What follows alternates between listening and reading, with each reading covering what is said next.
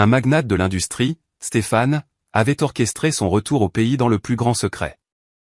Après des semaines interminables passées à l'étranger pour des négociations complexes, il ne rêvait que d'une chose, surprendre sa fille adorée, Chloé, et voir son visage s'illuminer de joie. L'anticipation de ce moment précieux avait été le moteur de ses derniers jours de voyage. Cependant, en franchissant le seuil du majestueux domaine des Chênes en Normandie, le silence glacial qui l'accueillit fut le premier présage d'un malaise. La scène qui s'offrit alors à ses yeux ne le brisa pas seulement, elle pulvérisa son âme, le laissant anéanti, le souffle coupé face à une cruauté qu'il n'aurait jamais imaginé trouver au cœur de son propre foyer. Sa fille, sa petite Chloé, subissait une réprimande d'une dureté effroyable de la part de sa belle-mère, contrainte de fixer un mur nu comme unique horizon. Mais cette image, déjà insoutenable, n'était que la partie émergée d'un iceberg de souffrance, et la vérité qui allait suivre promettait d'être encore plus dévastatrice. Prenez une profonde inspiration, installez-vous confortablement et laissez-vous porter par ce récit poignant. J'espère qu'il agira comme le catalyseur parfait pour un merveilleux songe. Commençons. Les matinées au domaine des Chênes en Normandie débutaient toujours par une quiétude troublante, une immobilité presque liturgique.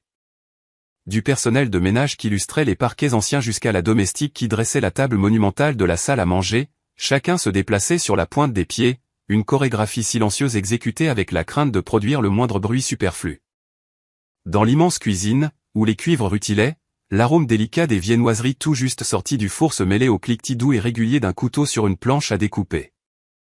Monique, la gouvernante, une femme d'un certain âge au visage sévère mais aux yeux bienveillants, consulta l'horloge murale, puis jeta un regard inquiet vers le grand escalier de chêne par où Valérie avait coutume de descendre. « Elle est déjà réveillée ?» chuchota la plus jeune des servantes, ses mains s'arrêtant un instant au-dessus de l'argenterie. « Pas encore. »« Continue ton travail et ne regarde pas par là, » répondit Monique d'une voix sourde, presque inaudible, ses propres yeux scrutant le couloir comme si elle craignait d'être surprise en pleine conspiration. La porte en bois massif s'ouvrit alors, et le claquement sec et rythmé de talons résonna sur le marbre. Valérie apparut, une silhouette impeccable dans une robe couleur crème qui épousait ses formes avec une précision calculée. Ses cheveux étaient relevés en un chignon parfait, sans une seule mèche rebelle. Son visage, d'une beauté classique et sculpturale, était effroyablement dénué de toute chaleur, un masque de cire lisse et froid. Elle ne salua personne, se contentant de traverser le hall avec une grâce étudiée, s'arrêtant seulement près de la longue table pour y déposer sa tasse de café vide et faire un geste impérieux à Monique pour qu'elle la resserve. « Madame Duval m'a demandé de vous rappeler qu'ils se joindront à nous pour le déjeuner aujourd'hui, » déclara Monique, sa voix neutre masquant à peine sa nervosité. « Je sais, » répondit Valérie en prenant une gorgée. « Tout doit être impeccable. Zéro erreur. » Elle pivota, son regard balayant la pièce jusqu'à se poser sur un coin du salon. Chloé y était assise, par terre, alignant méticuleusement ses crayons de couleur. La fillette, absorbée, coloriait un dessin inachevé, ses lèvres pincées par la concentration. « Debout », ordonna Valérie en s'approchant d'un pas lent et mesuré. Chloé sursauta, surprise. Sa main trembla légèrement, faisant rouler un crayon sur le parquet. « Pardon, j'étais juste en train de... » La petite a déjà oublié les règles, l'interrompit Valérie, sa voix tranchante comme une lame. « Où ta matinée doit-elle commencer ?» Chloé baissa la tête, ses petits pieds nus traînant sur le sol froid alors qu'elle se dirigeait lentement vers le mur, près de la grande baille vitrée. Elle se mit droite, les bras collés le long du corps, le menton légèrement relevé.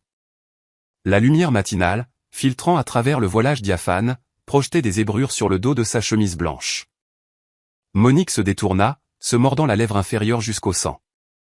Un autre membre du personnel esquissa un pas en avant, mais fut arrêté net par un hochement de tête brusque de la gouvernante. « Laisse faire », murmura Monique. « Ne t'en mêle pas. » Valérie s'assit, sortant son téléphone. 15 minutes. Si tu bouges, tu recommences.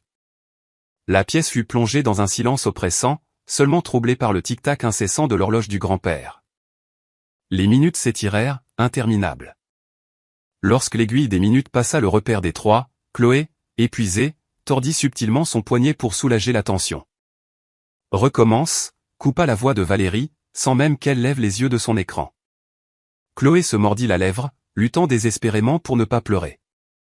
Les larmes ne coulèrent que lorsque Valérie se leva, passa devant elle et se pencha près de son oreille pour murmurer « c'est comme ça que tu apprends à ne pas décevoir les gens. Juste à ce moment, Jean et Marie Duval, les parents de Stéphane, firent leur entrée dans le couloir. Marie portait une robe de chambre en velours et Jean s'appuyait sur sa canne à pommeau d'argent. « Bonjour, mère, père » dit Valérie, son expression changeant instantanément, son ton devenant mielleux.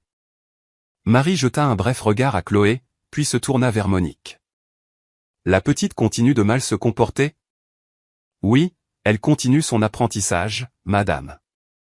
Laissez Valérie l'instruire. Elle a ses méthodes, déclara fermement Jean avant de s'éloigner. Après leur départ, Monique s'approcha discrètement, posant un petit verre de lait sur une table proche. Bois un peu, mon enfant. Tu ne voudrais pas t'évanouir. Chloé regarda autour d'elle, s'assurant que Valérie était partie avant de répondre à voix basse, « Merci, Monique. » Elle se mit rapidement sur la pointe des pieds pour boire, ses yeux rougis par les larmes contenues.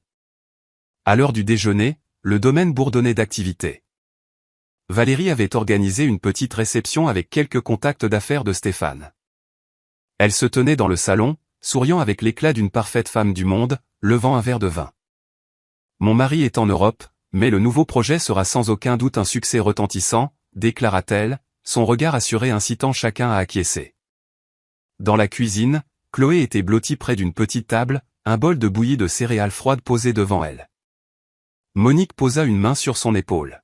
« Mange, ma chérie. Même si ce n'est pas excellent, c'est mieux qu'un estomac vide. »« Papa a appelé ?» demanda Chloé, regardant par la fenêtre. « Pas encore, mais il le fera bientôt. » Monique caressa les cheveux de l'enfant. « Il t'adore, tu sais. » Chloé resta silencieuse, plongeant sa cuillère dans la bouillie, se forçant à avaler chaque bouchée. Les rires et le tintement des verres provenant du salon contrastaient violemment avec le coin silencieux de la cuisine. Le soir, les invités partis, les lumières de la maison de campagne furent tamisées. Monique nettoyait tandis que Valérie était assise dans le bureau, prenant des notes. Chloé sortit de la salle de bain, serrant son ourson en peluche. « Bonne nuit, belle maman. »« Je vais me coucher, » dit-elle. « Va te coucher, » répondit Valérie sans lever les yeux. Chloé se rendit dans sa chambre, s'assit sur son lit et ouvrit secrètement le tiroir pour trouver le vieux téléphone de son père. L'écran s'illumina. Elle écrivit « Tu me manques, papa ». Son doigt tremblant plana au-dessus du bouton d'envoi. Le son de talons résonna dans le couloir. Chloé sursauta, cachant rapidement le téléphone sous son oreiller. La porte s'ouvrit. Valérie. Elle entra, la lumière du couloir projetant une ombre menaçante sur son épaule. « Que fais-tu » ? « Rien, rien du tout. » Valérie s'approcha, retira l'oreiller et vit le téléphone, l'écran toujours allumé avec le message non envoyé. Elle le prit, le regarda, et effaça froidement le texte. « C'est un appareil pour adultes. Tu n'as pas la permission de jouer avec. »« Je voulais juste dire à papa qu'il me manquait, » murmura Chloé. Valérie posa le téléphone sur le bureau, sa voix égale. « Ton père est occupé. Ne le dérange pas avec des histoires d'enfants. » Chloé baissa la tête, ses épaules tremblant légèrement. Valérie l'observa un long moment, puis partit, plongeant la chambre dans l'obscurité. Un peu plus tard, Monique passa et remarqua la lumière filtrant sous la porte de Chloé. Elle jeta un coup d'œil. La petite était assise à son bureau, dessinant avec un crayon bleu clair. « Qu'est-ce que tu dessines » demanda doucement Monique. « Ma maman » répondit Chloé, sa voix faible comme une brise. Monique fit une pause. « Elle était très belle, n'est-ce pas » Chloé hocha la tête, continuant à ombrer la robe blanche sur le papier. Tard cette nuit-là, alors que Chloé dormait, Valérie ouvrit la porte et entra. Elle regarda autour d'elle, voyant le dessin sur le bureau.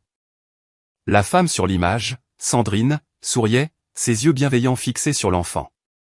Valérie prit le papier, puis son doigt traça le visage sur le dessin. Un lourd silence s'installa. Puis elle plia le papier et le rangea dans le tiroir du bas. « Plus besoin de se souvenir » murmura-t-elle, sa voix glaciale. La porte se referma, le peigne claquant. Monique, qui passait par hasard, s'arrêta. Elle entendit un petit sanglot étouffé de l'intérieur de la chambre, puis la lumière s'éteignit brusquement. « Chloé » Appela-t-elle doucement. Aucune réponse.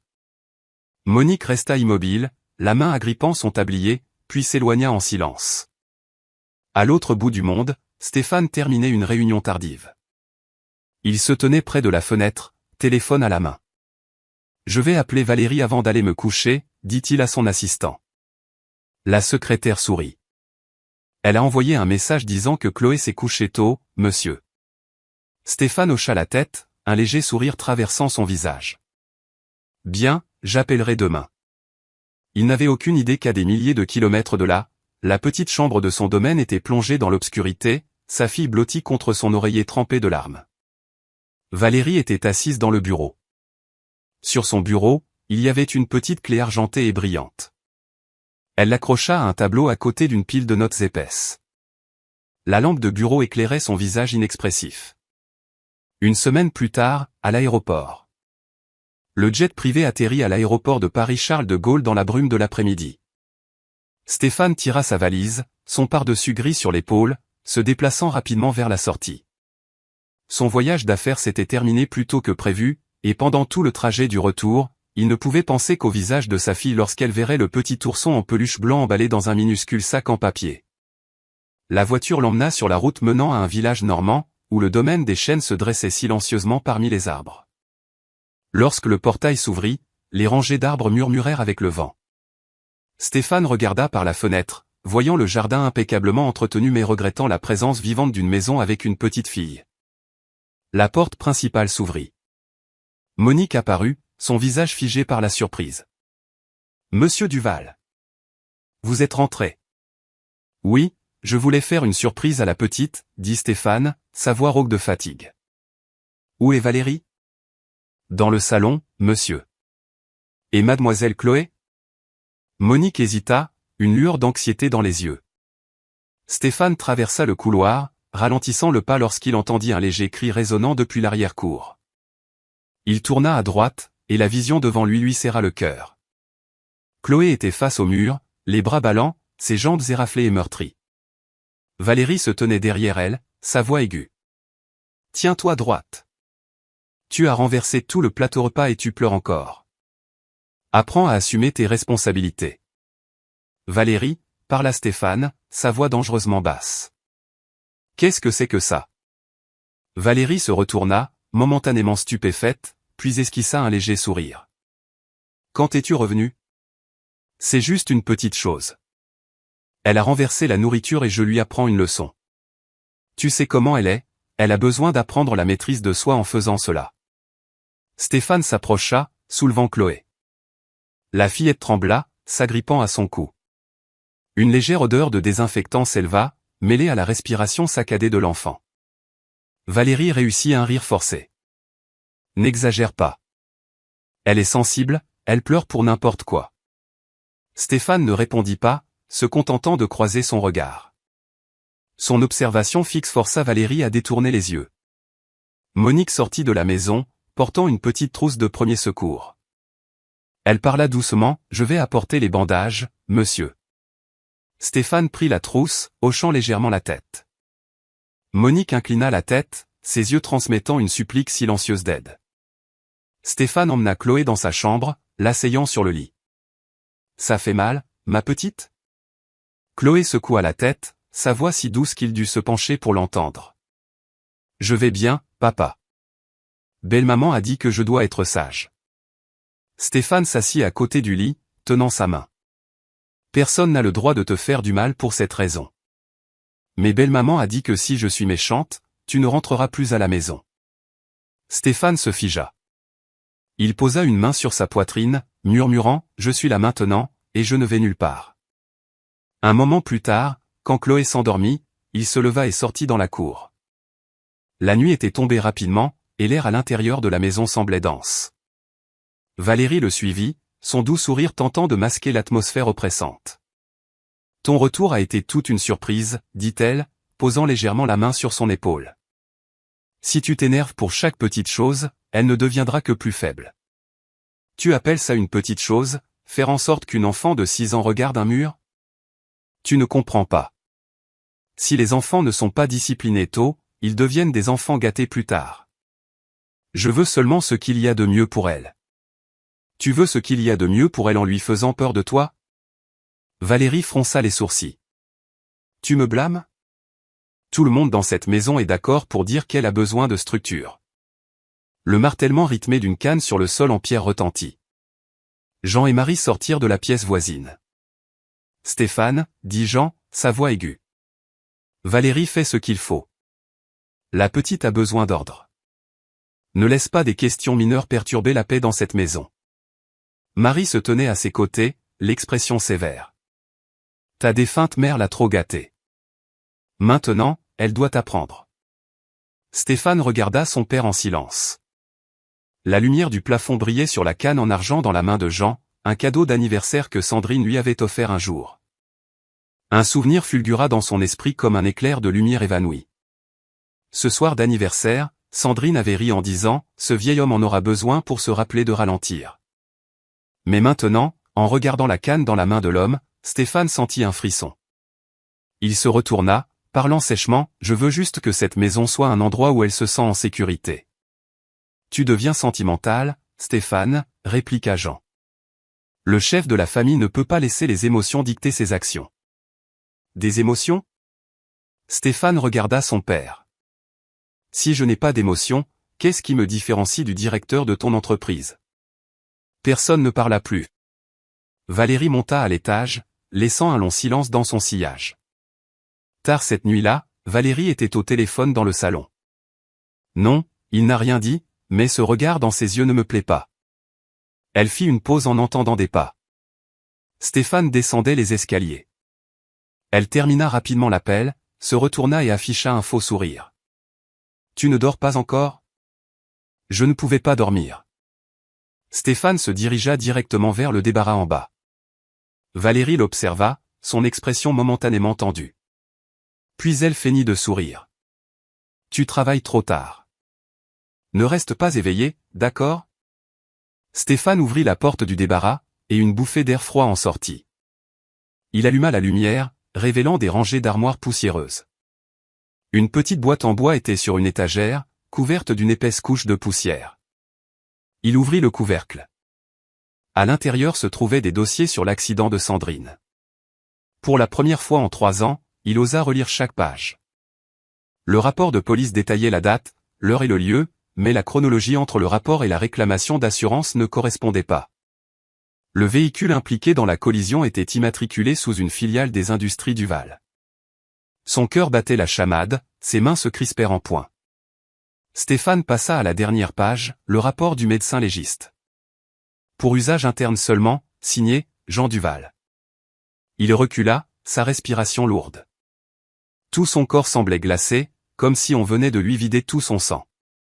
Un petit bruit provint du couloir. Stéphane ferma rapidement le dossier. La porte s'ouvrit. Chloé était là, en pyjama, les yeux encore humides. « Papa ?» Stéphane se précipita, s'agenouillant devant elle. « Pourquoi ne dors-tu pas ?»« J'ai rêvé de maman. Elle m'a dit de te trouver. » Stéphane la serra dans ses bras, sentant le petit rythme de son cœur contre sa poitrine. « Maman est toujours avec toi, d'accord? Ne repars pas, papa. Jamais. Je suis là avec toi. » La fillette acquiesça, enfouissant son visage dans son épaule. Un moment plus tard, Chloé s'endormit dans les bras de son père. Stéphane la ramena dans sa chambre, l'abordant doucement. Il lui caressa les cheveux, restant assis là longtemps, les yeux fixés sur le cadre de la fenêtre légèrement ouvert. Dehors, le vent murmurait à travers les arbres, emportant le son lointain d'un moteur qui s'éloignait. Stéphane sortit sur le patio, regardant l'allée. Les phares de la voiture balayèrent la nuit, puis disparurent au détour de la colline. Valérie était partie, emportant une petite valise. Stéphane resta immobile, ses mains agrippant la balustrade. Dans son esprit, des morceaux de suspicion s'assemblaient, formant une image qu'il redoutait de regarder en face. Mais quelque chose lui disait qu'à partir de maintenant, chaque secret de cette maison serait révélé. La matinée s'étira, plus lourde que d'habitude. Le soleil venait de se lever au-dessus de la ligne des arbres, sa lumière traversant les fenêtres poussiéreuses, projetant des ombres le long du couloir. Stéphane était dans son bureau, boutonnant son gilet, son regard s'attardant sur la chaise vide près de la table à manger où Chloé avait l'habitude de s'asseoir. Valérie n'était pas revenue. Monique rapporta qu'elle avait appelé Marito ce matin-là, disant qu'elle allait s'occuper d'affaires personnelles. Stéphane ne posa pas plus de questions, hochant simplement la tête. Il attrapa les clés de sa Citroën 2CV et dit doucement, « Monique, je vais au bureau. Si Chloé demande, dis-lui que je serai de retour avant le dîner. » « Oui, monsieur, » répondit-elle, hésitant légèrement. « Vous n'avez pas l'air bien, monsieur. Dois-je appeler le chauffeur ? » Ce n'est pas nécessaire. Stéphane conduisit seul jusqu'au siège social des Industries Duval. La façade en verre du bâtiment reflétait le ciel clair, brillant et froid. Les employés inclinèrent la tête à son passage. Personne n'osa demander pourquoi il était apparu sans préavis. Son bureau était exactement comme il l'avait laissé, propre, organisé, sans une once de poussière. Madame Sylvie, sa secrétaire de longue date, entra, tenant une pile de dossiers. « Bonjour, monsieur Duval. Je ne m'attendais pas à vous voir si tôt. »« Bonjour, Sylvie. J'ai besoin de revoir tous les dossiers liés à l'accident de Sandrine Duval il y a 3 ans. » Madame Sylvie fit une pause, ses yeux regardant brièvement vers la porte, puis de nouveau vers lui. Sa voix baissa. « Monsieur, cette affaire a été classée. Je ne pense pas que nous devrions. Je ne vous ai pas demandé votre avis. J'ai besoin des documents. » Madame Sylvie resta silencieuse, puis partit. Environ 10 minutes plus tard, elle revint, posant un mince dossier sur son bureau. C'est tout ce qui reste archivé dans le système. Stéphane l'ouvrit, parcourant rapidement les pages. Les données étaient rares, seulement quelques déclarations génériques sans détail. Il leva les yeux, se concentrant sur le visage inquiet de Madame Sylvie. Les originaux ont été scellés sur ordre du président du conseil, répondit-elle, sa voix s'adoucissant. C'est-à-dire, votre père. Stéphane resta assis en silence. Dans la pièce calme, on n'entendait que le tic-tac de l'horloge murale. Madame Sylvie hésita quelques secondes, puis ajouta, « Monsieur Duval, je ne devrais pas dire ça, mais soyez prudent, s'il vous plaît. Il y a des choses qu'il ne faut pas déranger. » Vous avez peut-être raison, répondit Stéphane, son ton calme mais froid. Mais je l'ai déjà fait.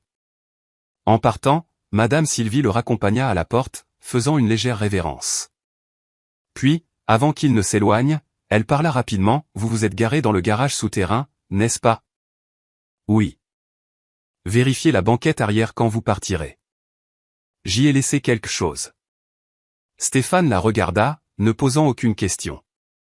À l'extérieur du bâtiment, il ouvrit la portière de sa voiture. Sur la banquette arrière se trouvait une épaisse enveloppe brune, sans nom d'expéditeur. Il l'ouvrit avec précaution. À l'intérieur se trouvait une copie non publiée du dossier d'assurance, ainsi que le rapport du chauffeur le soir de l'accident. Le papier était jauni, les bords déchirés. Stéphane lut chaque ligne attentivement. En bas, une signature familière le glaça, Jean Duval, président du conseil. Le trait de plume était énergique, l'écriture décisive, comme un ordre. Il ferma les yeux quelques secondes. L'air dans la voiture devint suffocant. Tout commençait à s'emboîter, mais plus ça s'emboîtait, plus un nœud se serrait dans sa gorge. Le soir, Stéphane rentra chez lui. Personne dans la maison de campagne ne parla à son entrée. Le dîner avait été servi. Valérie était toujours absente. Jean et Marie étaient assis en bout de table, avec Chloé à côté de Monique. « Tu arrives juste à temps, » dit Jean. Nous allions justement parler de Chloé. Stéphane s'assit, sur la défensive. Qu'y a-t-il à son sujet ? Marie parla. Valérie a suggéré de l'envoyer dans un internat dans le Nord. Nous avons vérifié, et nous sommes d'accord. Là-bas, la petite apprendra les bonnes manières et préservera l'image de la famille. Stéphane ne répondit pas. Il posa ses couverts, regardant directement ses parents. La réputation de la famille exige qu'une enfant de 6 ans la porte ? Ne sois pas émotif, Stéphane, l'interrompit Jean. C'est une décision prise pour son bien. Chloé baissa la tête, des larmes coulant sur son visage. Je ne veux pas y aller. Je veux rester avec papa. Ça suffit, Chloé, Marie frappa doucement sa cuillère sur la table. Stéphane regarda sa fille, puis ses parents, parlant lentement, aucun de vous ne sait quel est son véritable bien. L'atmosphère dans la pièce se figea. Personne ne répondit. Monique se tenait dans le coin, agrippant un torchon, regardant Stéphane avec pitié. Quand tout le monde quitta la table, Stéphane se rendit à son bureau. Il rouvrit l'enveloppe que Madame Sylvie lui avait laissée. Au fond de l'enveloppe se trouvait un petit morceau de papier bien plié. L'écriture était désordonnée, vieillie, j'ai suivi la directive. La femme respire encore. Stéphane le lut encore et encore. Chaque mot semblait gravé dans son esprit. Il posa le papier sur le bureau, ses mains tremblant légèrement. L'image de la nuit où Sandrine était décédée lui revint en mémoire, le bruit de la pluie sur la fenêtre de l'hôpital, la voix pressée du médecin, et le ton glacial de son père. Tu n'as pas besoin de voir le corps. Il n'est pas intact. À l'époque, il l'avait cru. Il avait cru son père. Il avait cru qu'il devait être fort pour protéger Chloé. Mais maintenant, les mots devant lui faisaient tout s'effondrer. On frappa doucement à la porte. Monique entra, tenant une autre enveloppe. Excusez l'interruption, mais je pense que vous devriez voir ça. Qu'est-ce que c'est? On me l'a remise il y a 2 semaines. Pas de destinataire, juste une photo. Stéphane ouvrit l'enveloppe. Une vieille photo floue de profil, assez claire pour qu'il se fige. Une femme assise près d'une fenêtre, ses longs cheveux tombant en cascade, la moitié de son visage obscurci par l'ombre.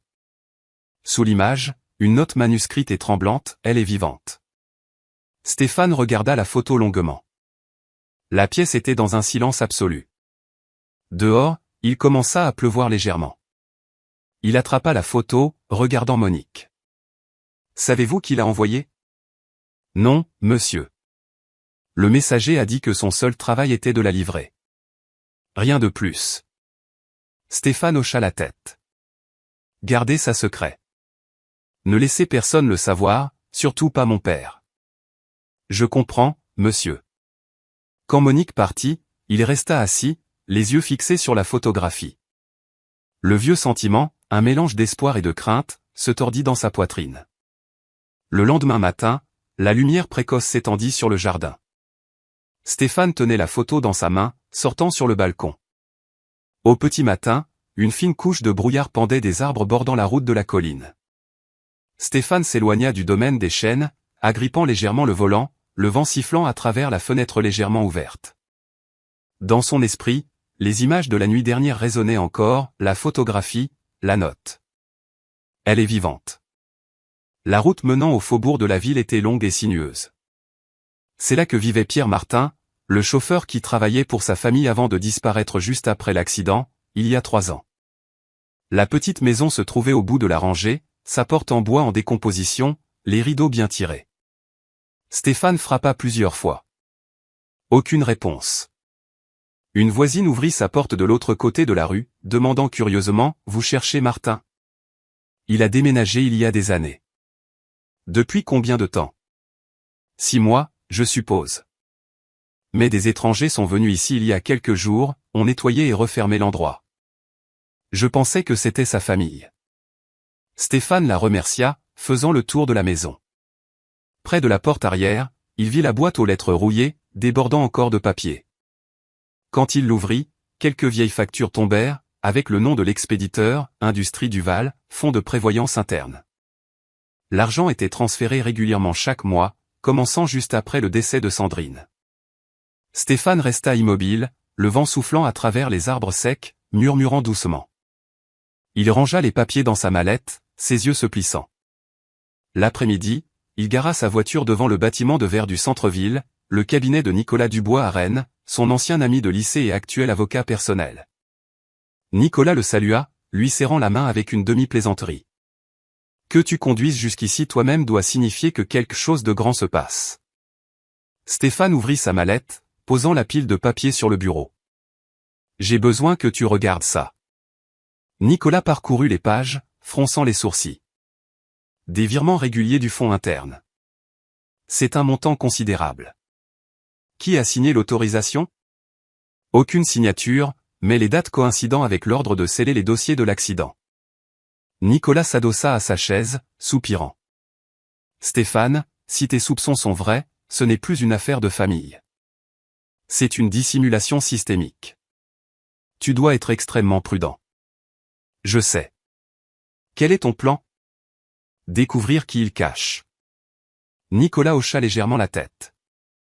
Si tu en as besoin, je te fournirai un soutien juridique. Mais Stéphane, ne leur laisse pas savoir que tu enquêtes là-dessus. Les gens comme ton père n'aiment pas être exposés. Stéphane quitta le cabinet alors que la nuit commençait à tomber. En arrivant au parking, il remarqua une voiture grise garée à quelques mètres dans son rétroviseur. En démarrant son moteur, l'autre voiture démarra également, le suivant. Stéphane ne regarda pas en arrière. Il prit 3 virages rapides, puis bifurqua brusquement dans une petite ruelle menant à un ancien quartier résidentiel. Après quelques tours, la voiture grise avait disparu. Il s'arrêta, prit une inspiration et changea de direction, se dirigeant vers la maison de Monique. La porte s'ouvrit. Monique parut surprise. « Monsieur Duval. Si tard? J'ai besoin de vous poser une question à ce sujet. » Stéphane posa la photographie sur la table. « Savez-vous qui vous l'a envoyée? » Monique regarda la photo, ses yeux légèrement rougis. « Je ne connais pas son nom. Une femme m'a approché au marché, enveloppée dans une cape. Elle m'a tendu l'enveloppe et a dit, si un jour il commence à soupçonner, rendez-lui ceci. J'ai pensé que c'était une blague, alors je l'ai gardée. L'avez-vous revue? Non, monsieur. Mais je me souviens clairement, elle avait une légère claudication à la jambe gauche. Stéphane resta silencieux, se souvenant de Sandrine. Après l'accident, elle avait subi une grave fracture à la jambe gauche. Monique serra les mains. Je m'excuse de ne pas en avoir parlé plus tôt. C'est bon, dit doucement Stéphane. Vous avez fait ce qu'il fallait. La nuit tomba, et il retourna à la maison de campagne.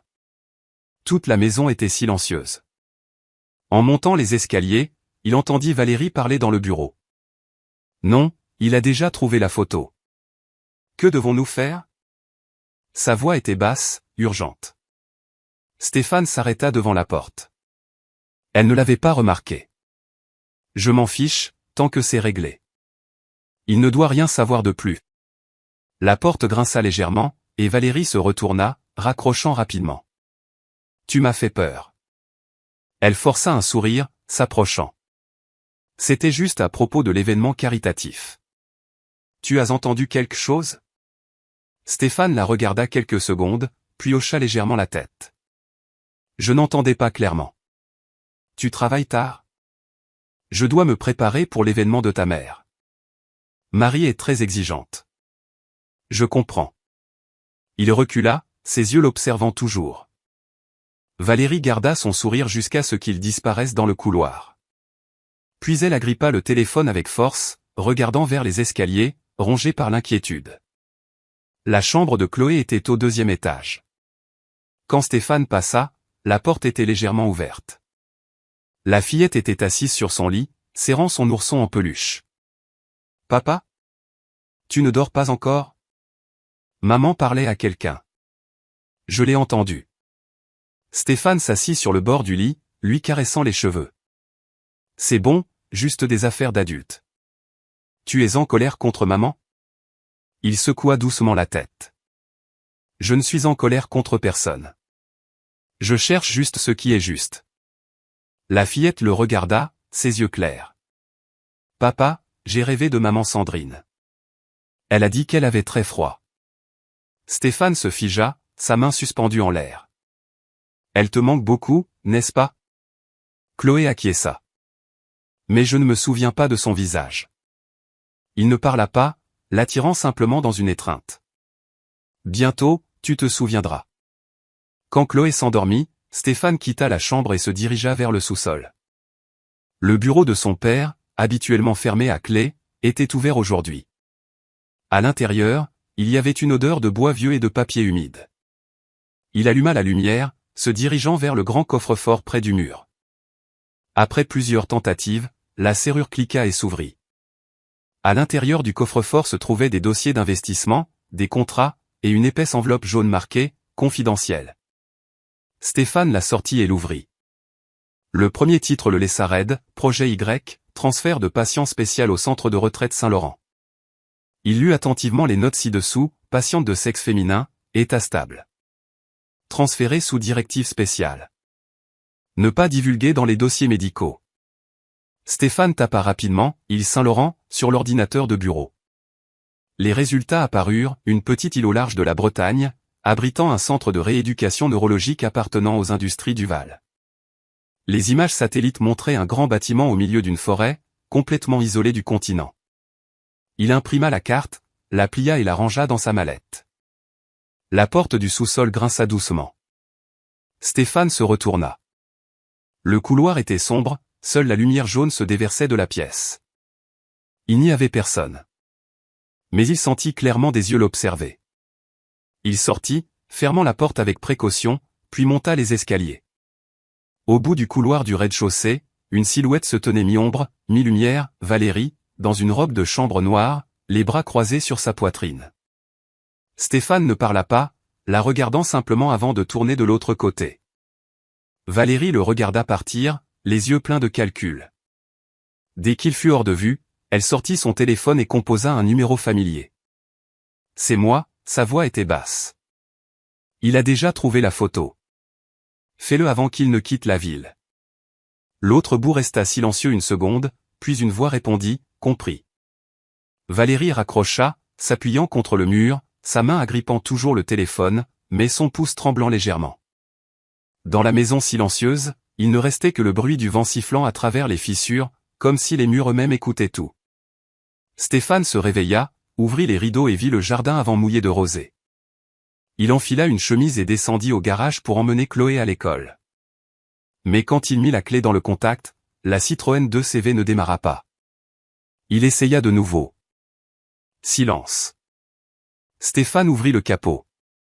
Le système électrique avait été soigneusement neutralisé, comme si quelqu'un l'avait fait délibérément à la faveur de l'obscurité. Il fronça les sourcils, sortant son téléphone pour appeler son mécanicien habituel. « Monsieur, quelqu'un a trafiqué ça. Tous les fils ont été déconnectés du circuit. Pas à cause de rongeurs ou de dommages naturels. » Stéphane dit simplement, « Très bien, laissez comme ça. Je m'en occupe. » Après le départ du mécanicien, il resta longtemps dans le garage. Clairement, quelqu'un ne voulait pas qu'il quitte cet endroit. Dans le salon, Chloé se coiffait, son sac à dos déjà prêt. « Papa, la voiture est en panne ? » « C'est bon, nous prendrons une autre voiture. » La fillette hocha la tête, agrippant l'ourson en peluche blanc. Stéphane appela Nicolas Dubois, sa voix basse. « Nicolas, j'ai besoin que tu organises un vol privé pour la Bretagne ce soir. »« La Bretagne ?» demanda Nicolas, sa voix prudente. « Il se passe quelque chose ? » ?»« Juste une rencontre avec un vieil investisseur, mais j'ai besoin d'une discrétion absolue. » Nicolas fit une pause de quelques secondes. « D'accord, je m'en occupe. Mais souviens-toi, ne laisse personne savoir qui tu emmènes, même pas les membres de la famille. » À midi, alors que Stéphane organisait des papiers dans sa chambre, Monique frappa à la porte, tenant une petite boîte. « Monsieur, je pense que vous devriez garder ça. » Stéphane ouvrit le couvercle. À l'intérieur se trouvait un collier en argent, un pendentif en forme de cœur gravé du nom, Sandrine. « Je l'ai trouvé dans une enveloppe envoyée à la maison il y a 2 ans, chuchota Monique. Personne n'a osé en parler, mais je savais que ça lui appartenait. Stéphane tint le collier, une lumière déterminée dans ses yeux. « Merci. À partir de maintenant, personne ne doit savoir quoi que ce soit à ce sujet. »« Je comprends, monsieur. » Il mit le collier dans sa poche intérieure et ferma sa valise. Tout était prêt. L'après-midi, Valérie descendit les escaliers et vit le père et la fille tirant une valise vers la porte. Elle sourit, essayant de garder sa voix douce. « J'ai entendu dire que le temps en Bretagne est terrible. Peut-être laisser Chloé avec moi. C'est plus sûr. » Stéphane la regarda, un léger sourire aux lèvres. « La famille a besoin d'une pause. »« C'est bien, mais j'ai déjà pris une décision. » Valérie s'arrêta, son visage momentanément dur. Quand la porte se referma, elle resta raide, puis attrapa rapidement son téléphone. « Mère, ils sont partis, dit-elle d'urgence. La voix de Marie provint de l'autre bout, calme mais froide comme l'acier. S'il y va vraiment, nous devons agir avant que tout ne s'effondre. Valérie resta silencieuse, hochant simplement la tête, même si elle savait qu'il ne pouvait pas la voir. Sur le chemin de l'aéroport, le vent se leva. Stéphane conduisait lentement, ses yeux scrutant le rétroviseur. Une voiture grise familière le suivait, gardant une distance fixe. Il ne dit rien, tournant soudainement sur une route secondaire menant au faubourg. « Papa, où allons-nous » demanda Chloé, agrippant son ourson en peluche. « À un endroit où tu verras ta mère. »« Où est maman, papa » Stéphane regarda par la fenêtre, sa voix douce comme le vent. « Dans un endroit où le vent souffle de la mer. » La fillette sourit innocemment. « Je lui parlerai du nouveau dessin que j'ai fait. Elle va adorer, c'est sûr. » Stéphane traversa une intersection, fusionnant sa voiture avec un flot de camions en mouvement. Quand il vérifia le rétroviseur, la voiture grise avait disparu. L'aéroport privé était niché entre les collines, les lumières de la piste coupant le mince brouillard. Nicolas attendait déjà à côté du petit avion, son manteau flottant légèrement au vent. « Tu as réussi » dit Nicolas en lui serrant la main rapidement. « Toutes les procédures sont prêtes. Il suffit de signer ici. » Stéphane signa, mais quand il leva les yeux, une personne en uniforme de sécurité s'approcha. « Excusez-moi, vérification obligatoire des documents avant le décollage. » Stéphane tendit les dossiers, ses yeux se plissant en reconnaissant l'homme, Marc Leroy, qui avait été autrefois le garde du corps personnel de son père. « Quand as-tu changé de travail » Marc Leroy offrit un léger sourire. « La corporation se soucie toujours de votre sécurité, monsieur Duval. » « Ne t'inquiète pas, je peux m'occuper de moi-même, » répondit Stéphane, son ton ferme. Quand Marc Leroy partit, Nicolas baissa la voix. « Tu es sûr de ça ?»« Plus sûr que jamais. » Stéphane guida Chloé vers l'avion. Elle s'assit près du hublot, regardant les lumières de la piste défiler. « Papa, pourquoi tout le monde nous regarde ?»« Parce que tu es la chose la plus précieuse que j'ai. » Nicolas monta le dernier, faisant signe au pilote. Les moteurs rugirent, le son des hélices se mêlant au vent. Au loin, la voiture grise était toujours garée au bord de la piste, les phares éteints, seule la lumière rouge clignotante se reflétant sur la vitre. Alors que l'avion décollait, Stéphane regarda par la fenêtre, voyant la ville rétrécir en dessous. Chloé appuya sa tête sur son épaule, à moitié endormie. « Papa, j'entends l'océan maintenant. » Stéphane lui caressa doucement les cheveux. « Oui, nous y sommes presque. » Le ciel était complètement noir, la mer en dessous ressemblant à une nappe de soie noire tendue, reflétant la faible lumière de la lune. Il agrippa la coudoir, sachant que sous cette surface calme se trouvaient les secrets de famille qu'il était sur le point de découvrir. Au même moment, dans le bureau du domaine des chênes, Valérie entra, posant un dossier sur le bureau. « Tu ne voudrais pas que ton fils en sache plus. » Jean était assis derrière le bureau, tenant un verre de vin, les yeux fixés sur les papiers. « Combien de copies restent ?»« Une seule, et j'ai tenu ma promesse. » Marie était assise en face de lui, ses yeux perçants et froids. « Alors nous nous occuperons du reste. » Valérie hocha légèrement la tête, reculant de la pièce. La porte se referma, ne laissant que le bruit du vin versé dans un verre et un lourd silence à l'intérieur. Dans les airs, l'avion atteignit l'altitude de croisière. Nicolas dormait dans la cabine auxiliaire.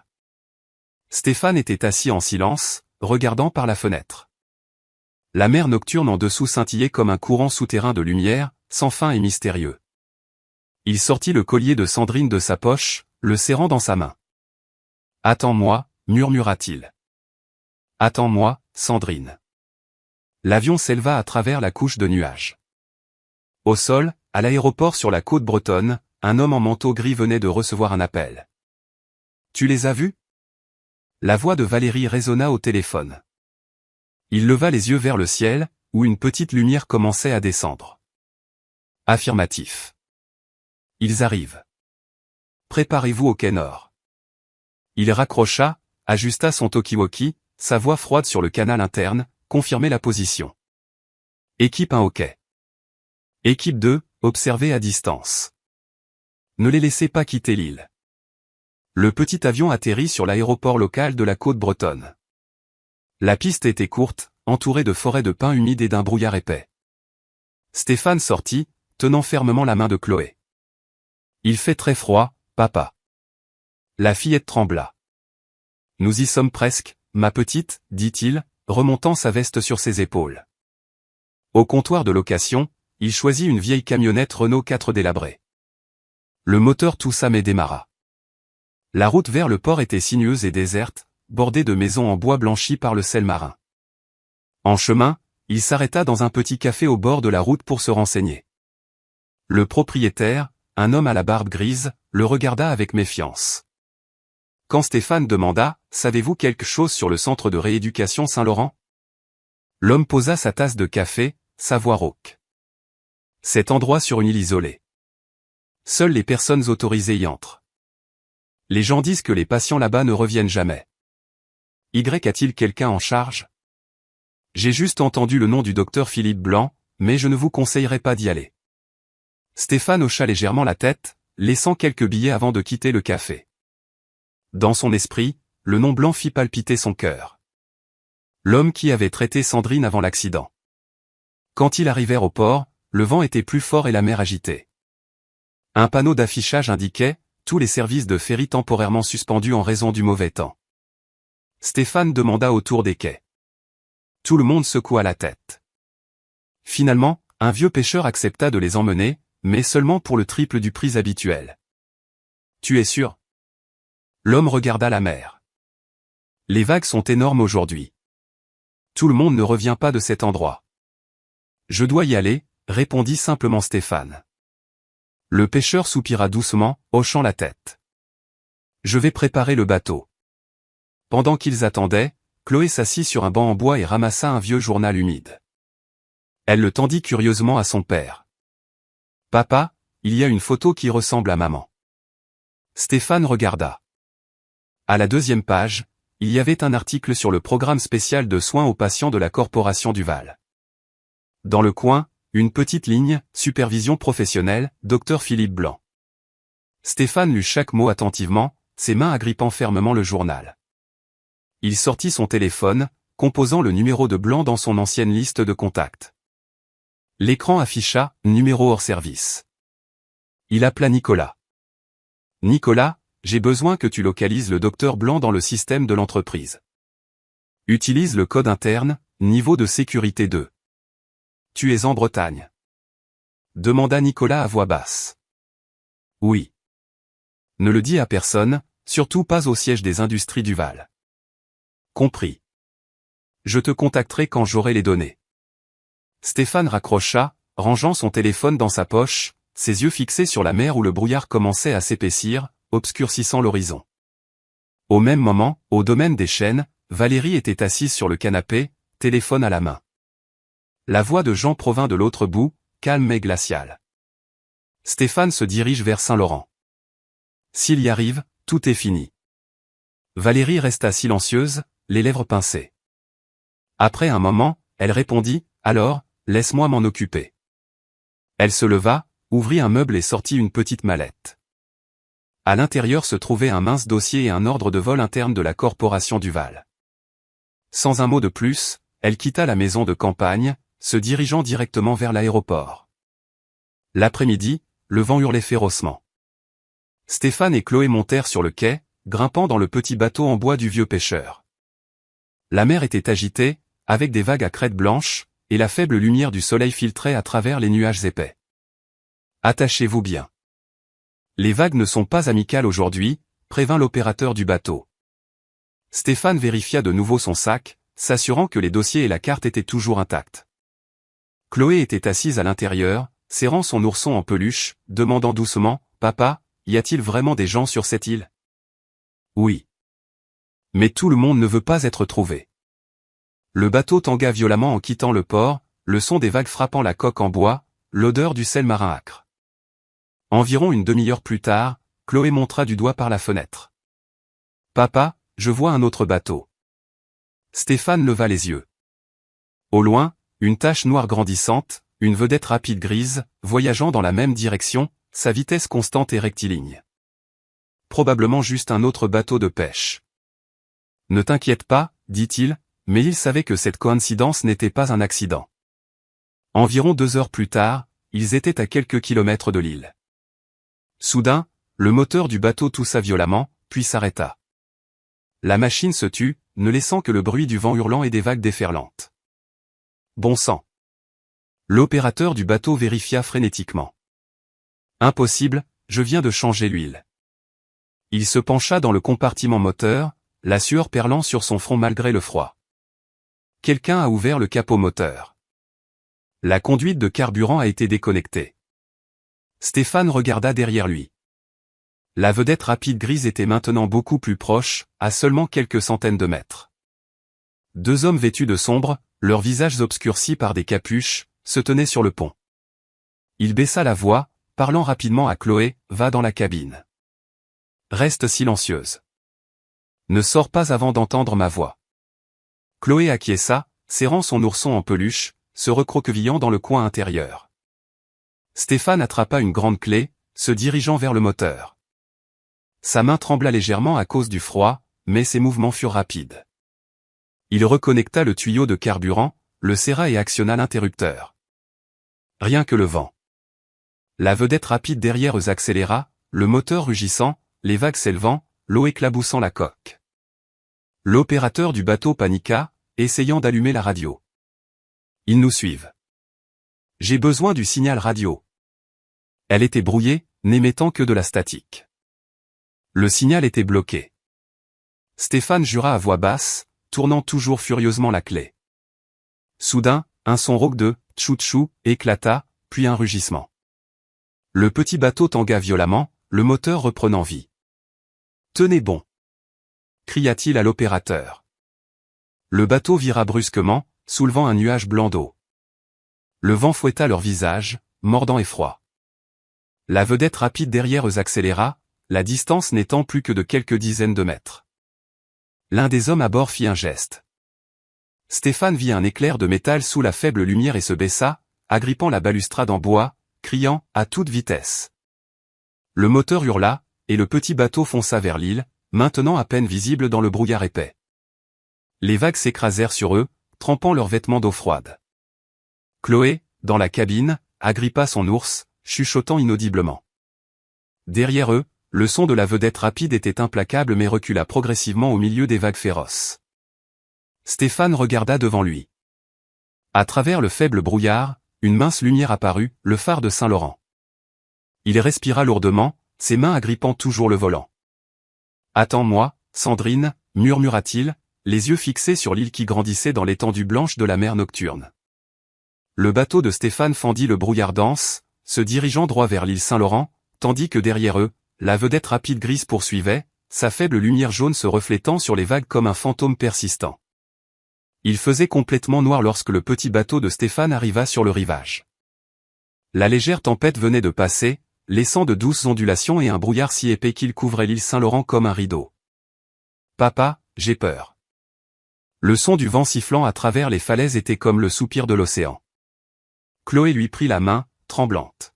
« C'est bon, ma petite » chuchota Stéphane, tirant sa veste sur sa tête. « Nous serons rapides. » Ils se cachèrent derrière le quai en bois, où seule une faible lumière brillait depuis le lointain poste de garde. L'opérateur du bateau regarda autour de lui, baissant la voix. « Je ne vous ai amené que jusqu'ici. Aller plus loin dépend de vous. C'est suffisant. » « Merci, » répondit Stéphane. Puis il se tourna vers Chloé. « Reste ici, dans cette cabane de bateau. Le capitaine sera avec toi. En aucune circonstance tu ne dois sortir avant d'entendre ma voix. Je te le promets. » Il la serra fort dans ses bras, puis s'enfonça dans la pluie fine, sa silhouette s'estompant rapidement dans le brouillard. L'île était presque complètement isolée. Le chemin du rivage au centre était couvert d'aiguilles de pin humides. Stéphane suivit le sentier, voyant la faible lumière émanant du grand bâtiment au milieu des arbres, le centre de rééducation Saint-Laurent. Une haute clôture en fer, surmontée de fils électriques, arborait un panneau d'avertissement lumineux, zone de rééducation neurologique spéciale. Personnel médical autorisé uniquement. 2 gardes patrouillaient, leurs lampes de poche balayant les buissons. Stéphane retint son souffle, se collant à la clôture, attendant qu'il parte avant de suivre un chemin latéral. De loin, il regarda le bâtiment principal. La fenêtre du 3e étage était éclairée. La silhouette d'une femme était assise près de la fenêtre, ses longs cheveux sur ses épaules, ses mains reposant sur ses genoux. Son cœur s'arrêta. Sandrine. Le nom s'échappa de ses lèvres, si doucement qu'il l'entendit à peine lui-même. Mais dans cette chambre, Sandrine était immobile. Pendant 3 ans, elle n'avait vu la mer qu'à travers une vitre embuée. La chambre était blanche, stérile et sans âme. Une jeune infirmière entra, posant doucement un plateau repas sur la table. « Quelqu'un a demandé de tes nouvelles aujourd'hui, dit-elle doucement, comme le vent. Sandrine secoua simplement la tête, sa voix faible. « Personne ne sait que je suis ici. » Elle se tourna vers la fenêtre, regardant le brouillard épais, ses yeux lointains. Stéphane resta près du mur, cherchant un moyen de passer la clôture. Il trouva une section où le câblage électrique avait été récemment endommagé, peut-être lors d'une réparation récente. Utilisant une petite barre de fer, il fit levier, grimpa et atterrit doucement. Le bruit du vent engloutit tous les autres bruits. Il s'enfonça plus profondément, atteignant l'entrée arrière du centre où un petit panneau indiquait « Administration ». Les lumières à l'intérieur du bâtiment étaient allumées, se reflétant sur le sol mouillé. Stéphane se glissa par une porte latérale, marchant dans un couloir imprégné de l'odeur de désinfectant. Au bout du couloir, la porte du bureau du directeur était légèrement ouverte. Il entra, fermant la porte derrière lui.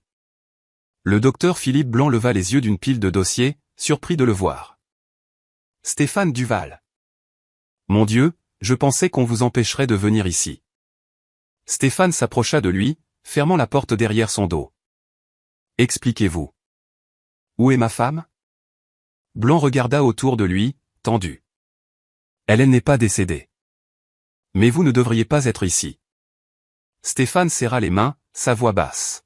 « Soyez clair. Il y a 3 ans, vos parents ont signé des papiers pour son traitement à long terme.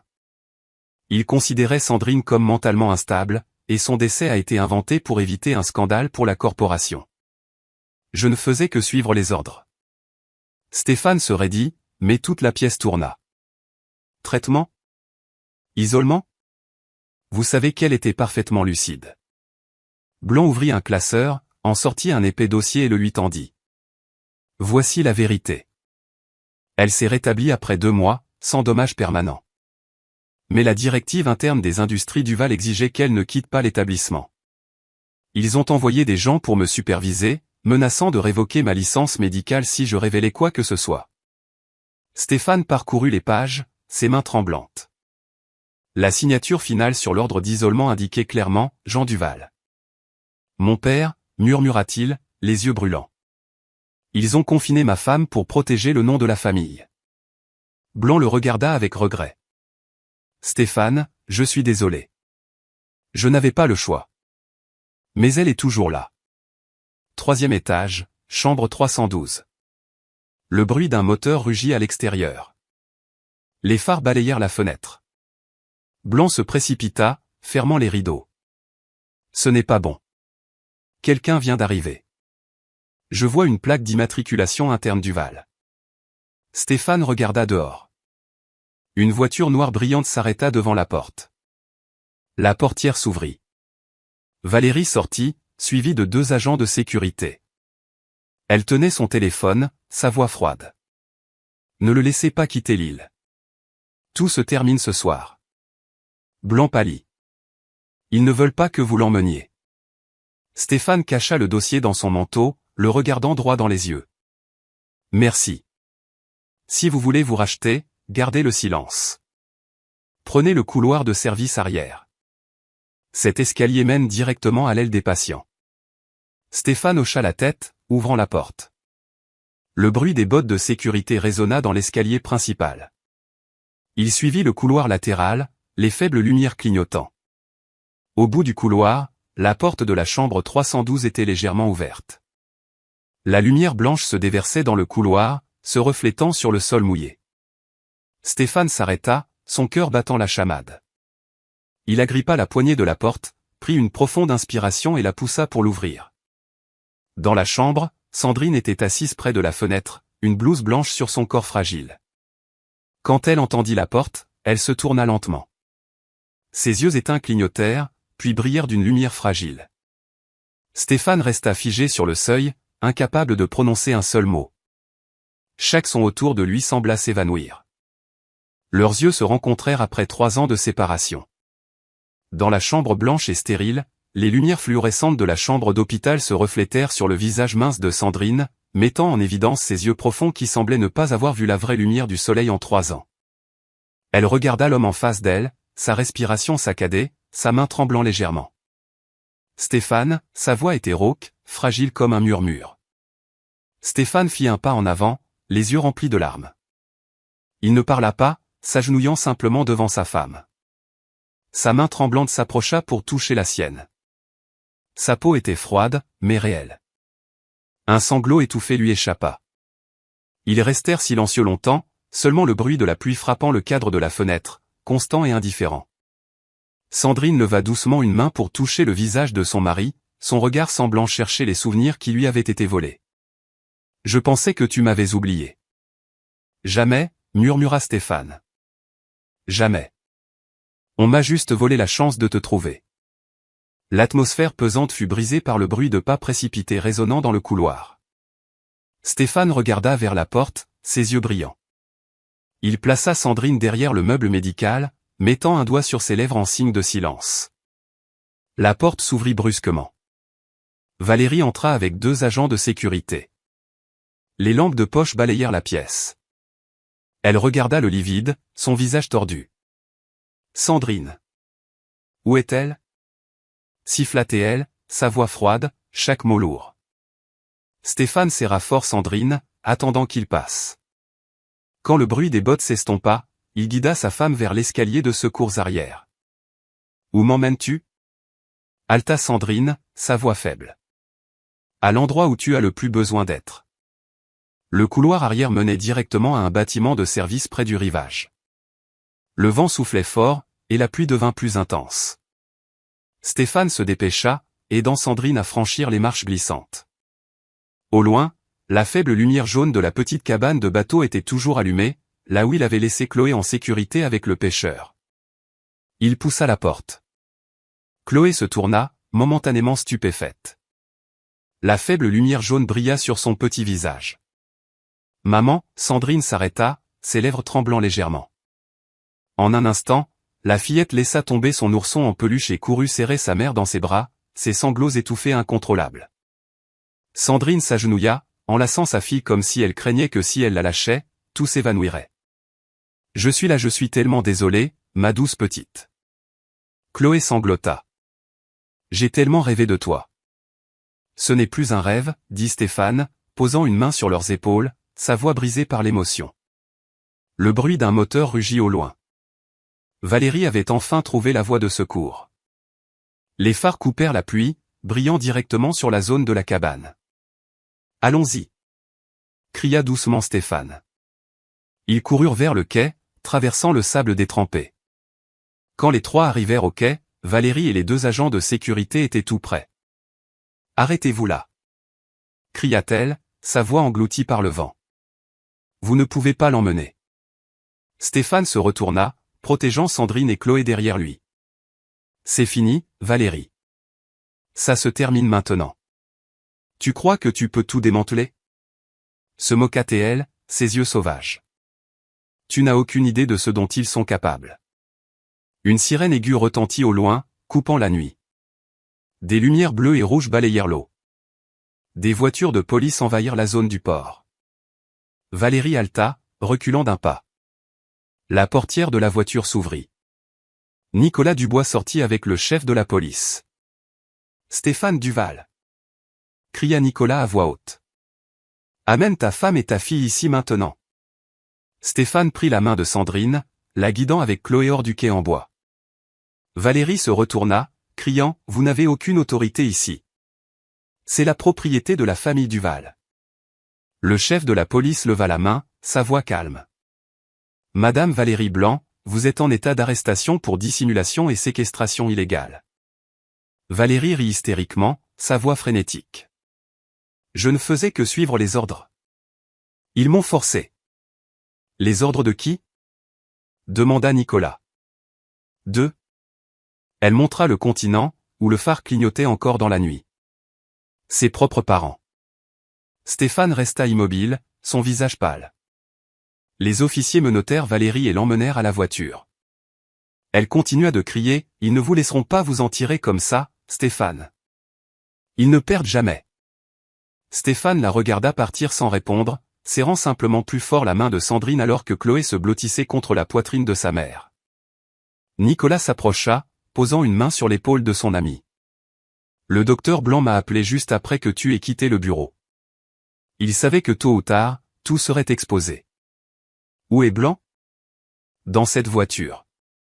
Il s'est rendu volontairement. Il a dit qu'il était resté silencieux trop longtemps. » Stéphane hocha légèrement la tête. Un officier s'approcha, lui tendant le dossier. Les preuves que Blanc a envoyées, avec son propre rapport. Il contenait tout, l'ordre d'isolement de Sandrine, les registres de transfert de fonds internes, la signature de Jean Duval, et une copie du faux contrat d'assurance. La pluie continuait de tomber, mais le chaos s'était calmé. Tout le monde était silencieux, n'écoutant que les vagues léchant doucement la coque sur le quai. Tandis que la police terminait son rapport, Stéphane regarda la mer. Le phare lointain s'estompa lentement dans le brouillard, ne laissant qu'une faible lueur jaune. Il se retourna et vit Sandrine mettre sa veste sur Chloé, offrant un doux sourire. Pour la première fois en 3 ans, ce sourire revint, fragile mais authentique. « Tu le crois ?» murmura-t-elle. « Que nous aurons enfin la paix ?» ?»« Oui, » répondit Stéphane. « Parce que tu es à la maison. » Les 3 montèrent sur le bateau. Nicolas leur fit ses adieux, chuchotant, « Allez-y, je m'occupe du reste. » Stéphane hocha la tête. Le bateau s'éloigna du quai. Le vent marin soufflait froid, mais à l'intérieur de la cabine, une petite chaleur se propageait des mains fermement serrées des 3 personnes. Chloé s'assit au milieu, sa tête appuyée sur l'épaule de sa mère. Elle murmura, « Maman, où est notre maison ?» Sandrine sourit, les larmes coulant sur son visage inconsciemment. « Là où il y a de la lumière, ma fille. » Le bateau fendit les vagues, se dirigeant vers la nuit. Les lumières de l'île reculèrent, ne laissant qu'une faible traînée de lumière sur l'eau, où le passé était enterré, et 3 personnes se retrouvèrent, se dirigeant silencieusement vers le continent. 3 jours plus tard, la nouvelle explosa dans tous les médias. Des photos prises depuis le quai de Valérie escortée, des titres épais dominant les premières pages, Industrie Duval sous enquête pour dissimulation et falsification d'accidents, le scandale de Saint-Laurent secoue le monde de la finance. Les actions des industries Duval chutèrent de manière catastrophique en une matinée. Les journaux analysèrent universellement ce qui était autrefois des symboles de réputation et de pouvoir, représentant maintenant la manipulation et la tromperie. Au domaine des chaînes, la police installa des barrières temporaires. Jean et Marie furent convoqués d'urgence pour interrogatoire mais nièrent d'abord toutes les accusations, affirmant qu'ils suivaient simplement les procédures médicales nécessaires. Mais lorsque Nicolas Dubois présenta les documents manuscrits, accompagnés des reçus de virements mensuels au docteur Blanc et au personnel de Saint-Laurent, toutes les dénégations s'effondrèrent. Devant les caméras, Stéphane se tenait à l'extérieur du tribunal, le visage sombre. Un journaliste demanda, « Monsieur Duval, considérez-vous cela comme un acte de vengeance contre votre famille ?» « Non, » répondit succinctement Stéphane, son regard calme. « Je ne cherche pas la vengeance. Je veux seulement que la vérité soit connue. » La citation se répandit largement, apparaissant sur les réseaux sociaux, devenant un symbole du parcours d'un homme pour la justice contre la structure de pouvoir de sa propre famille. En garde à vue, Valérie fut détenue pour interrogatoire. Son visage était émacié, ses mains toujours menottées sous les lumières blanches vives. Elle répéta plusieurs fois, « Ce n'est pas ma faute. Je ne faisais que suivre leurs ordres. » « Les ordres de qui ?» demanda l'enquêteur. « De Marie, » répondit-elle, étouffée. Elle a dit de gérer ça en silence, pour que la presse ne l'apprenne pas. Ils avaient peur de perdre des actionnaires. Je n'étais que la gardienne du secret. Le témoignage de Valérie révéla toute la séquence des événements. Le lendemain, la police confirma que les ordres de transfert de patients provenaient du bureau du président du conseil, Jean. Le jour suivant, lors de l'audience, Jean subit soudainement un malaise et fut transporté d'urgence à l'hôpital. Marie fut assignée à résidence dans sa luxueuse maison de campagne, maintenant entourée de policiers et de journalistes surveillant le portail. Dans le salon, autrefois symbole de pouvoir, elle s'assit insensiblement devant la photo de Sandrine, son comportement glacial remplacé par le vide. Sa main trembla en s'approchant pour toucher le cadre, mais s'arrêta à mi-chemin. Pendant ce temps, Stéphane annonça qu'il se défrait de toutes ses actions dans les industries du Val. « Je ne veux plus aucune association avec cet héritage », dit-il lors d'une brève conférence de presse. Il créa la fondation L'Abri de l'Aube, nommée d'après le premier lever de soleil qu'il vit avec Sandrine et Chloé à leur retour sur le continent. Son objectif, aider ceux qui ont été réprimés, cachés ou manipulés par des organisations puissantes et des établissements médicaux. Le même jour, Sandrine commença une thérapie psychologique. Les souvenirs effacés devinrent lentement plus clairs, le matin de l'accident, le bruit de la voiture approchant, la voix froide de Marie à l'hôpital. Pourtant, elle n'avait aucun ressentiment. « Je veux juste continuer à vivre », dit-elle à son thérapeute. Pour ma fille. Chloé retourna à l'école. Peu à peu, elle devenait plus heureuse, portant toujours le vieil ourson en peluche, symbole du temps passé sans sa mère. Maintenant, chaque matin, Sandrine l'emmenait personnellement en classe. Un après-midi, Sandrine rendit visite à Monique, qui travaillait toujours dans l'ancienne maison du village normand. La cuisine sentait toujours le thé chaud, avait toujours les rideaux couleur crème qu'elle avait cousus. « Mon enfant !» Monique resta sans voix en voyant Sandrine. Elles s'étreignirent fort, les larmes et les sourires se mêlant. « J'ai toujours cru que tu n'étais jamais vraiment partie, » murmura Monique. « C'est grâce à toi que nous avons ce jour, » dit Sandrine, tenant doucement sa main. Ce soir-là, la police annonça les résultats finaux de l'enquête. L'accident d'il y a des années avait été intentionnellement mis en scène pour éliminer un individu perçu comme une menace pour l'image de la corporation. Toutes les personnes impliquées, des chefs de projet au personnel financier en passant par l'équipe médicale de Saint-Laurent, furent poursuivis. Au même moment, une lettre fut envoyée à la maison de Stéphane. Pas de nom d'expéditeur, juste une ligne manuscrite et tremblante. « Stéphane, s'il te plaît, permets-moi une chance de voir ta fille une dernière fois. Mère. » Stéphane la lut, restant silencieux longtemps. Sandrine demanda « Vas-tu la voir ?»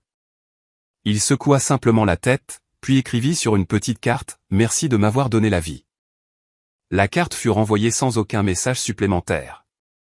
Un soir, Chloé s'assit sur le canapé, demandant doucement « Maman, grand-mère est triste ?»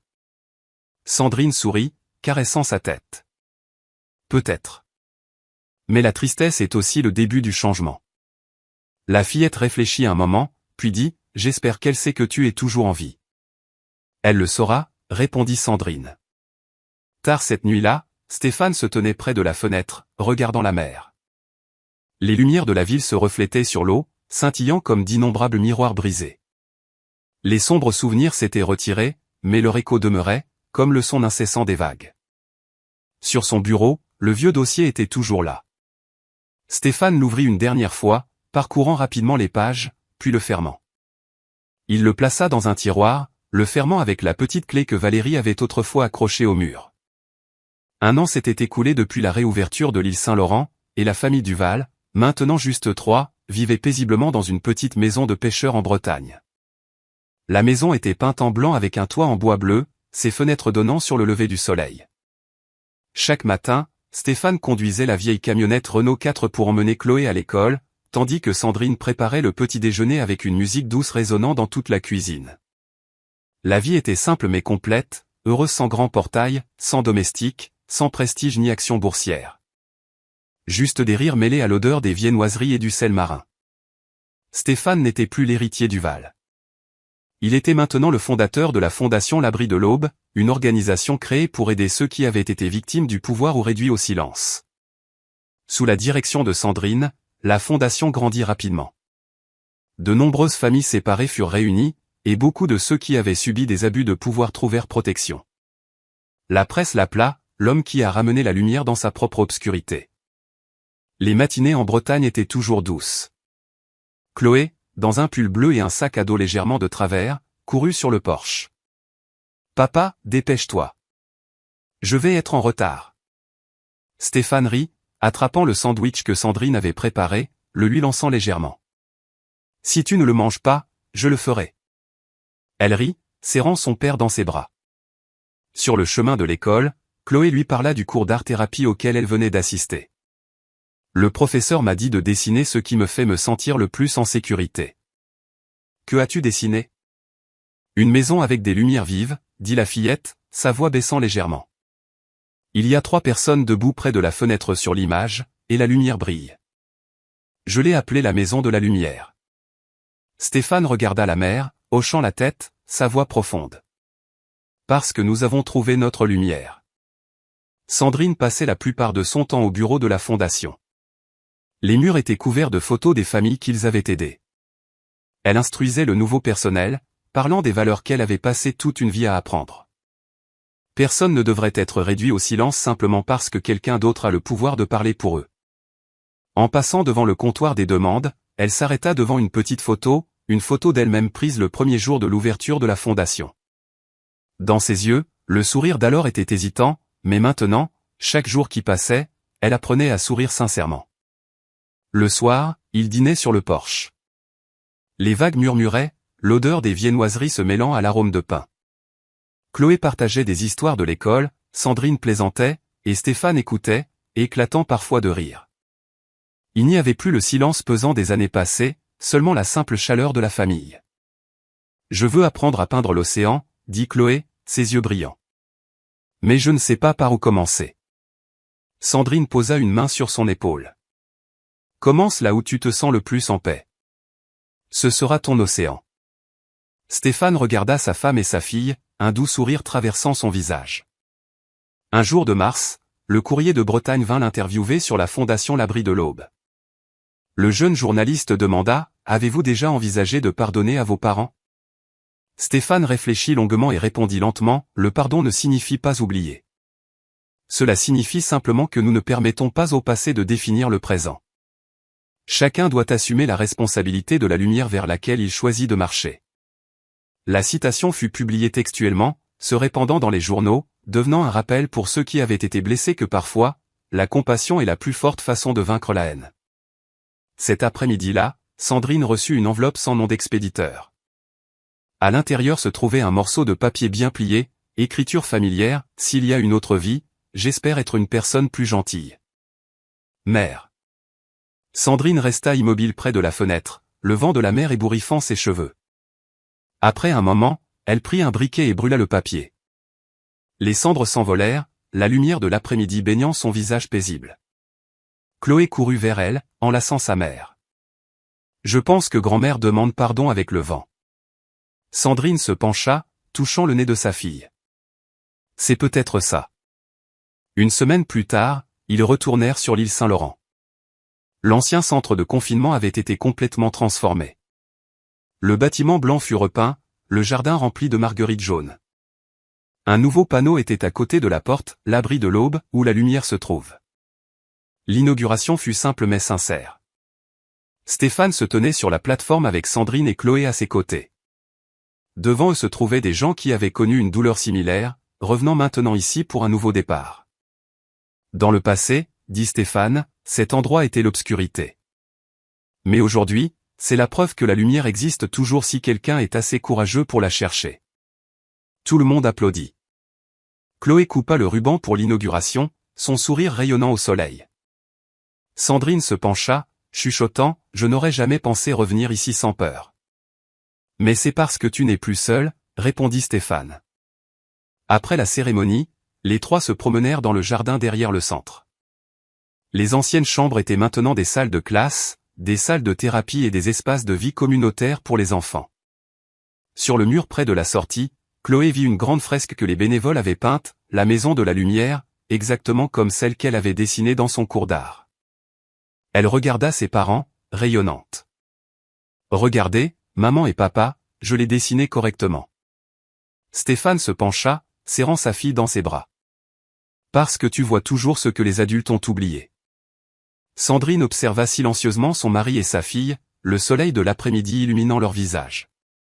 Personne ne parla plus de haine ou de perte. Tout s'apaisa, laissant place à un sentiment de sérénité complète. Et cette nuit-là, ils restèrent sur l'île. À la tombée de la nuit, la lumière du nouveau centre brillait sur la mer, chaude et brillante comme un phare directeur. Et une douce brise souffla sur le porche, emportant l'odeur des gâteaux sucrés que Chloé cuisait dans la cuisine. Stéphane s'assit sur le porche, regardant la mer. « Tu sais, dit-il doucement à Sandrine, chaque fois que je vois cette lumière, je me souviens de la nuit où je t'ai trouvé à travers la fenêtre. » Sandrine posa sa main sur la sienne, la serrant légèrement. « Cette fois, tu m'as trouvé non pas dans l'obscurité, mais dans la lumière que tu as toi-même créée. » Elle appuya sa tête sur son épaule. À l'intérieur de la maison, Chloé rit bêtement alors que les gâteaux finissaient de cuire, son rire résonnant sur le porche. Et voilà l'histoire pour s'endormir d'aujourd'hui, un long voyage pour la famille Duval, des ombres de la tromperie, de la douleur et de la perte à la découverte de la lumière de l'amour, du pardon et de la paix. Comment vous sentez-vous après avoir écouté cette histoire? Quel personnage vous a le plus marqué? Stéphane, celui qui a osé affronter la vérité? Sandrine, celle qui est revenue des ténèbres avec un cœur encore chaud? Ou la petite Chloé, celle qui a ramené la lumière à toute la famille? N'hésitez pas à partager vos pensées et à laisser un commentaire ci-dessous. Je suis impatient de savoir quel moment de l'histoire a le plus touché votre cœur. Et qui sait, votre réponse pourrait inspirer la prochaine histoire.